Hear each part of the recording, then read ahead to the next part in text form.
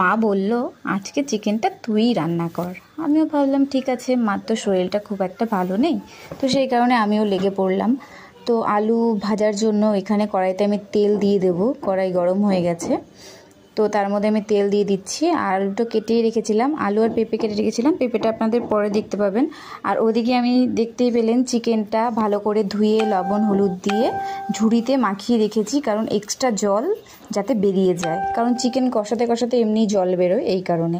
আর আমি এখানে তেলে লবণ হলুদ দিয়ে দিলাম যাতে আলুটা মেশানোর সময় কোনো অসুবিধা না হয়। এটাও একটা ভালো আর কি শেখার জিনিস, যাতে আলুটার উপরে দিলে লবণ হলুদটা ভালো করে মাখা যায় না, সেটা যদি তেলে দেওয়া হয় সেটা ভালো করে মাখানো আর কি যায়। তো ঢেকে দিলাম আমি রীতিমতো সব ভালো করে মিক্স করে। এই যে পেঁপেটা দেখালাম কেটে রেখেছিলাম, পেঁপেটা একটু হালকা হলুদ হলুদ ভাব ছিল, একটু মিষ্টি মিষ্টি ভাব ছিল পেঁপেটায়।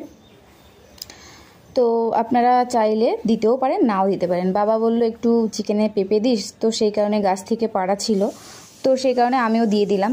তো এক্ষেত্রে আমি দুটো একসাথে দিইনি, আলুটা কিছুটা ভাজা হওয়ার পরে আমি পেঁপেটা দিয়েছি, দিয়ে এটা ভালো করে মিক্স করে এটা আমি ঢেকে রাখবো।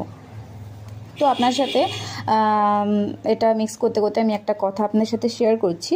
আপনারা যখন মশলাটা পেস্ট করবেন তার মধ্যে অবশ্যই তেজপাতা দেবেন মিক্সিতে মশলার সাথে পেস্ট করতে, আর দেবেন যদি বাড়িতে অ্যাভেলেবেল থাকে কস্তুরি মেথি। এই দুটো জিনিস দিলে চিকেনের টেস্ট কিন্তু ডাবল হয়ে যায়, মানে অসাধারণ টেস্ট হয়।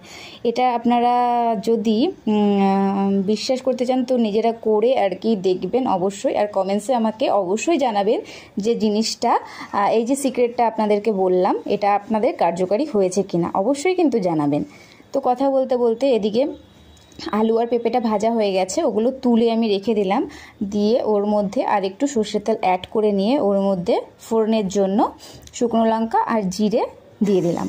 তো আমার কাছে পেস্ট করার সময় তেজপাতা দিয়ে দিয়েছিলাম, আর ছিল না, এই কারণে আমি স্কিপ করে গেলাম, কিন্তু আপনারা অবশ্যই থাকলে কিন্তু দেবেনই শুকনো লঙ্কা, জিরে আর তেজপাতা।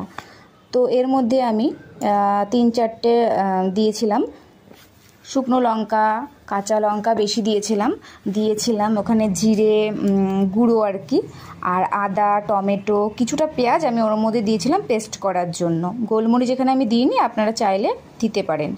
তো এখানে যে কিছুটার হাফের বেশি পেঁয়াজটা ছিল ওইটার মধ্যে আমি দিয়ে দিলাম তেলের মধ্যে। এবার এটা একটু ভাজা ভাজা হওয়ার পরে আমি আর কি মশলাটা দেব। তো এটা একটু লাল লাল হয়ে যাক, তার এই পর্যায়ে আমি দিয়ে দেব লবণ আর হলুদ, এটা একটু ভাজা হওয়ার জন্য। এই যে এর মধ্যে আমি দিয়ে দিলাম লবণ আর হলুদ, এটা একটু হালকা লাল লাল ভাজা হয়ে যাবে, তারপরে আমি মশলাটা আর কি অ্যাড করব। তো এই যে সিক্রেটটা আপনাদের সাথে আমি শেয়ার করলাম, অবশ্যই এটা আপনারা কিন্তু বাড়িতে ট্রাই করে দেখবেন, আর অবশ্যই আমাকে জানাতে কিন্তু ভুলবেন না। দারুণ টেস্ট হয় এটাতে, এই সিক্রেটটা সবাই বলবে না, বাট আমি বললাম। আর এই যে মশলাটা আমি মিক্স করেছিলাম পুরোটা আমি দেব না, কিছুটা দেব, মানে 4 ভাগে 3 ভাগে দিয়ে দিয়েছি, 1 ভাগ আমি দিইনি, যে প্রয়োজন নেই, অল্প চিকেন তো বেশি আমি মানে রিচ করব না, একটু ঝোলঝোল হবে আর কি চিকেনটা। তো এটা যে পেঁয়াজের মধ্যে আমি মশলাটা দিয়ে ভালো করে মিক্স করে নিলাম। এবার এটা থেকে তেল ছাড়ার পরেই আমি চিকেনটা দেবো, তা আমি আবার একটু ঢেকে দিলাম, মাঝে মধ্যে একটু নাড়াতে হবে যাতে। আর এই যে চিনিটা দিলাম কালারটা খুব ভালো আসে, ঠিক আছে। তো ওইটা দিয়েছি, চিনিটা এই কারণে দিলাম যাতে কালারটা খুব সুন্দর আসে। কষানোর সময় খুব বেশি দেবেন না, কারণ নিচে লেগে যেতে পারে, কালারটা ভালো আসার জন্যই আমি এটা দিয়েছি, আপনারাও দেবেন, টেস্টটাও খুব সুন্দর আসে। হালকা অল্প চিনি দিলে মানে চিকেনে বলুন মাটনে বলুন যেটাতে একটু টেস্ট দিলে মানে ব্যালেন্সটা, স্বাদের ব্যালেন্সটা খুব দারুণ আসে।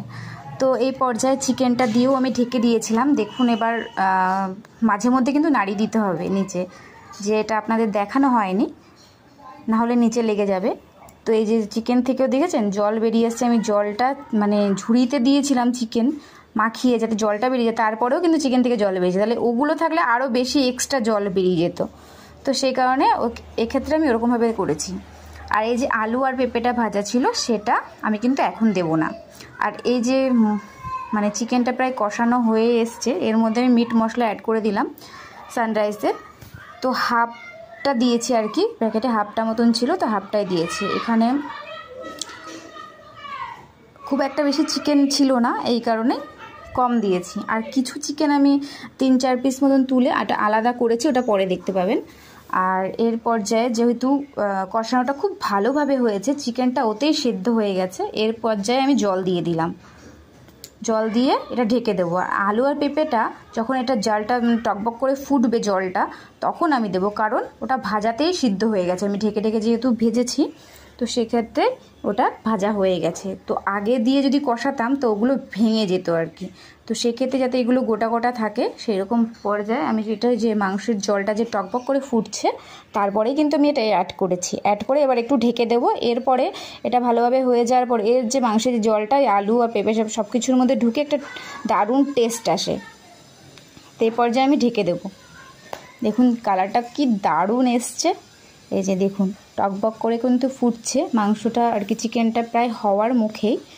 তো ভিডিওটি অবশ্যই ভালো লাগলে আপনারা লাইক কমেন্ট শেয়ার করতে কিন্তু ভুলবেন না। আর যে সিক্রেটটা বললাম অবশ্যই কিন্তু মিস করবেন না, স্কিপও করবেন না।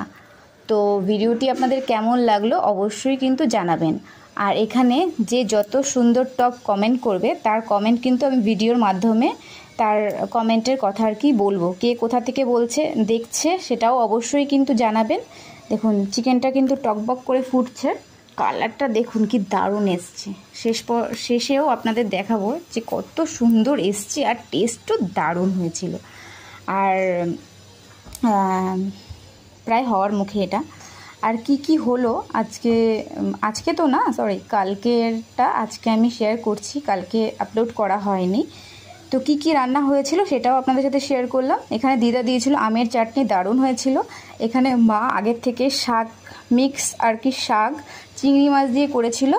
আর এই যে চিকেনটার কথা আমি বললাম, মা আর ছেলের জন্য আলাদা করেছে, একদম পাতলা, সামান্য একটু তেল, সামান্য একটু মশলা এসব দিয়ে ভাত হয়েছে। সকালে ডাল করা হয়েছিল ছেলের জন্য এক ফোড়নে। আর এখানে রয়েছে মা করেছিল মাছ আর কি, বাটা জ্যান্ত মাছ আর কি, বাটা পোনা আর কি রয়েছে, ডাটা আর আলু দিয়ে। আর এখানে চিকেনটা দেখুন, উফ কি দারুণ লাগছে দেখতে। আর দেখুন এই যে গরম গরম এখনও ধোয়া বেরোচ্ছে, খেয়েছিলামও গরম ছিল। Thank you for watching.